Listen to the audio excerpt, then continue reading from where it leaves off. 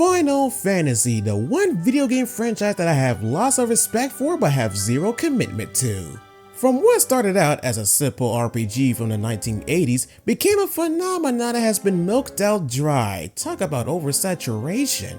Now, I was never a JRPG guy personally because most of them has a similar identity in terms of story, characters, and even mechanics. But with the amount of JRPGs I've been recently playing, I might as well. And I do have a history of playing the Final Fantasy games. I played 6, 7, 8, 9 in the Final Fantasy VII Remake, with the original Final Fantasy VII being the only game in the franchise that I actually beaten. It was such a great time, an amazing game that actually got me invested as the story progresses. And that's just the games, but the movies, that's a totally different situation. Now, I don't really go back to the video game adaptations often, so it's honestly no surprise that I forgot about the Final Fantasy movies. I've seen Final Fantasy VII, Avenge Children, and I saw Kingsglaive Final Fantasy 15 a couple of years back, but I never got to finish. And now, this!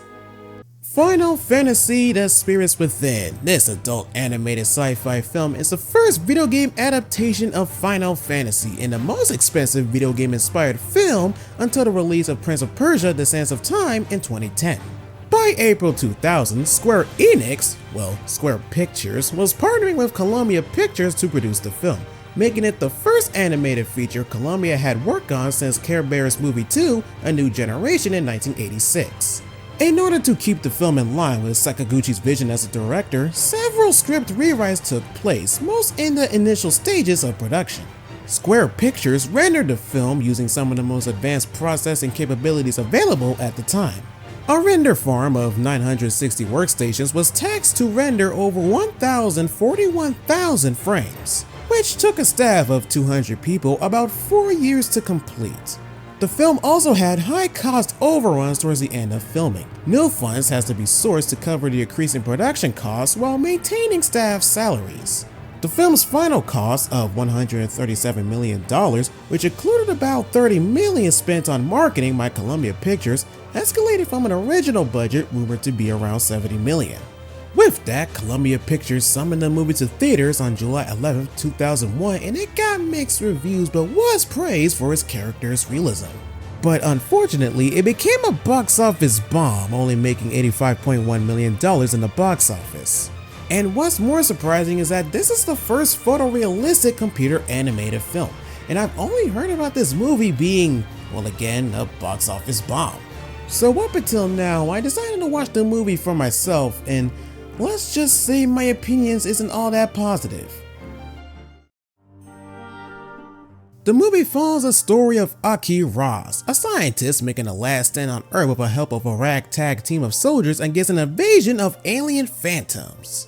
The phantoms are a mysterious alien race that can consume souls of living beings through physical contact, though minor contact will only result in an infection that will kill you in a short amount of time.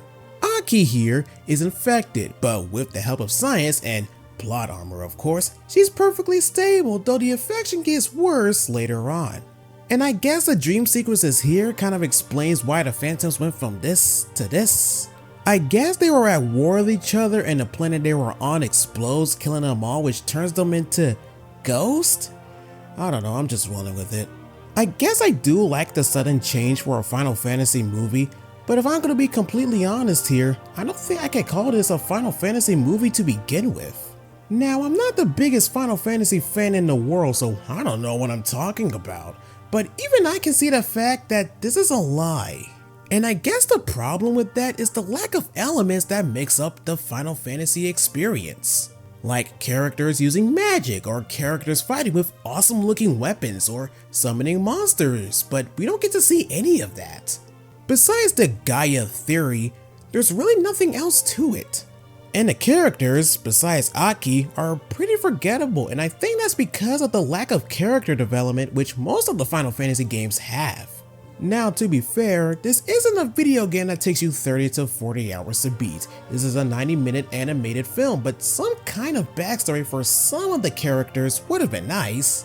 Because honestly, I can care less about any of them. And the villain is just your stereotypical bad guy. He's like every other villain I've been seeing up until this point. It's exhausting. But the only reason I was interested in the movie in the first place is the animation, because hot mama, this is such a big step up in 3D animation. And with the amount of servers and systems and workstations to make the animation work, it's a bit much, but back in 2001 and you want to make a photorealistic animated film, this is a way to do it. Up until this point, Square Enix pretty much have 3D animation in the bag, so the fact they went as beyond to do something like this honestly shocks me a little. Character movements were filmed using motion capture, which was pretty effective for many of the scenes, though some animators still have to add movements manually, like hand and facial movements. And each character's base body models was built from more than 100,000 polygons, plus more than 300,000 for clothing alone. Aki's character model bears 60,000 hairs, each of which were separately and fully animated and rendered. In creating the characters, designers had to transition between using Power Animator, Autodesk Maya, and RenderMan. All backgrounds were done using Matt's paintings, mostly because the animators didn't want to use actual photographs for the film. And what's more insane is that by the end of production, Square had a total of 15 terabytes of artwork for the film. Though it's kinda sad that the realistic animation didn't really resonate with the audience at the time.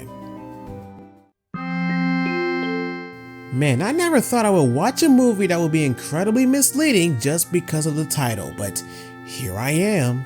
The way how the story, setting, and characters were set up, this movie can be anything. Heck, if you can give this movie a different title, I wouldn't even notice a difference. It doesn't feel like Final Fantasy anyway, it just feels like a generic post-apocalyptic film with some fantasy elements here and there. Even if you make a game out of this, I just wouldn't see it as part of the Final Fantasy franchise. I would see it as Square Enix's brand new IP, or something like that. Overall, it feels like the movie didn't know what video game it was supposed to adapt to, and it kinda did its own thing. But to this movie's credit, the animation is pretty much a milestone in CGI, though it kinda hurts that it became a commercial failure. I guess I saw some kind of potential in this one. Nah. Talk about false advertisement, but hey, at least it wasn't as bad as, say, oh, I don't know, Borderlands, but if I'm gonna be completely honest here, I don't think I could call this a video game adaptation at all. I just see it as that one photorealistic animated film. That's it. From now on, I'm just gonna call this The Spirits Within. Final Fantasy is out of the title.